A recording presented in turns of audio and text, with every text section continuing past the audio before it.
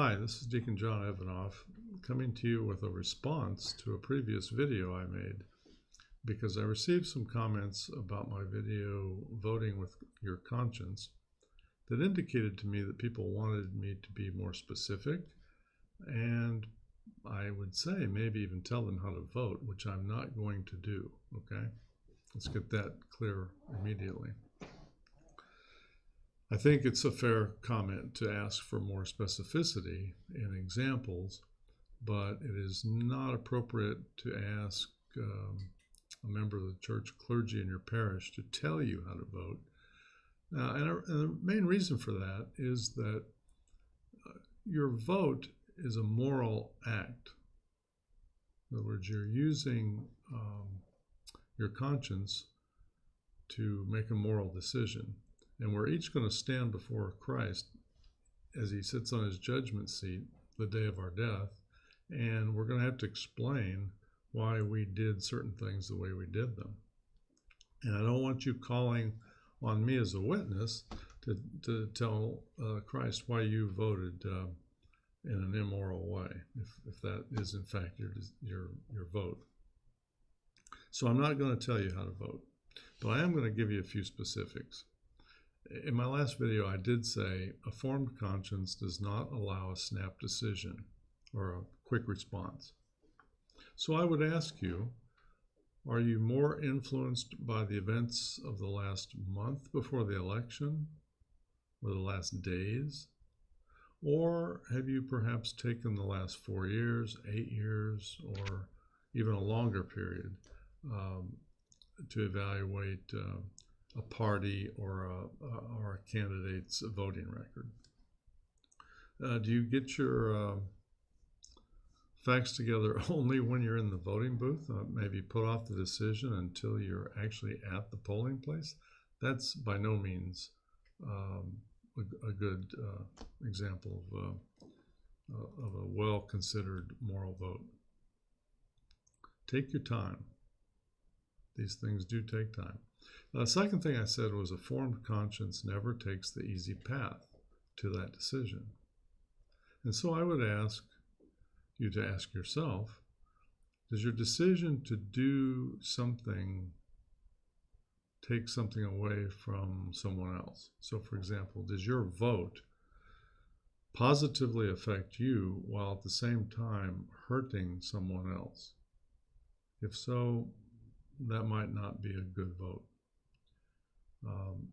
Another question would be, are all the things that you like about a candidate or their party of the same importance to you as the things that you dislike about the other opponent? So for example, do you put all political matters on equal footing? I think that's a mistake to do that. For example, life issues regarding abortion, euthanasia, even gay marriage, things that are of that nature are really not on the same footing or a moral equivalency to things like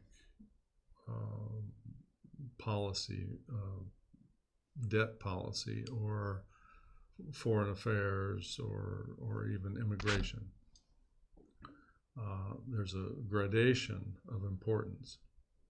And so I would say it would be a mistake to consider everything the same morally.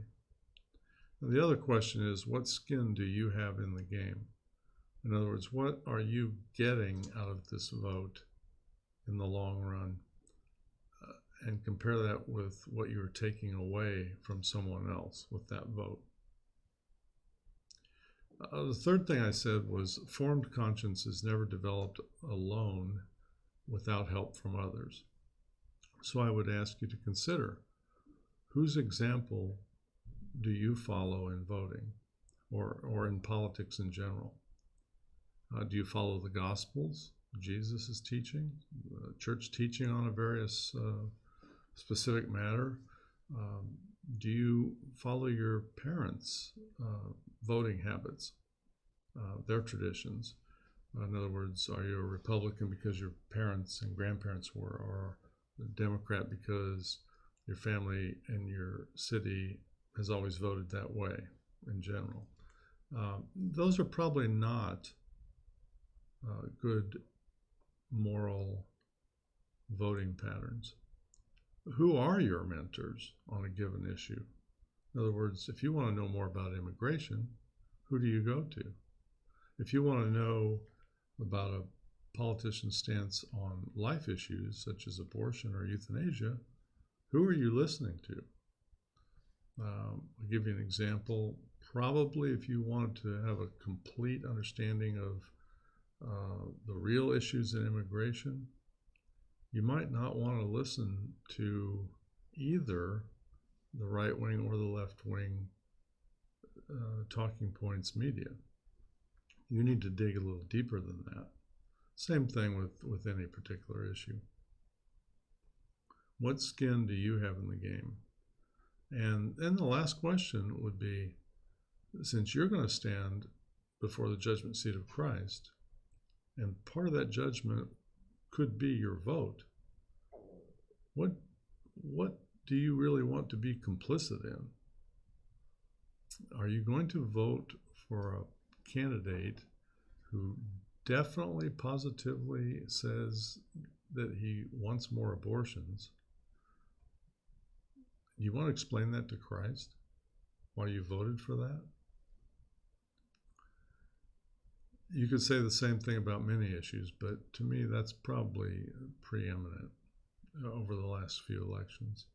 The last thing I said was a formed conscience permits a change of heart.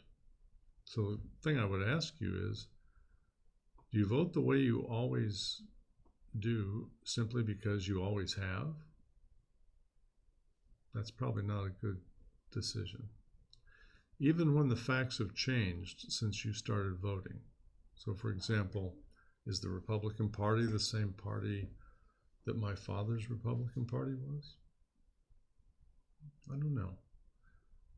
Is the current Democrat Party the same as it was of John F. Kennedy's day? I don't think so.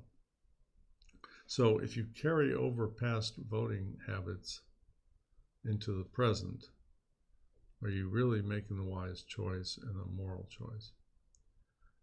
Perhaps that's out of fear of change.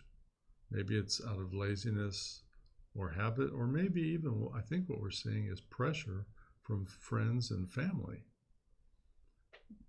Those things never end up helping make a good moral choice. So, my friends, just remember, I'm not telling you who to vote for, but I am telling you your vote has a moral dimension to it, and you will be judged on it. So make it a good one. God bless.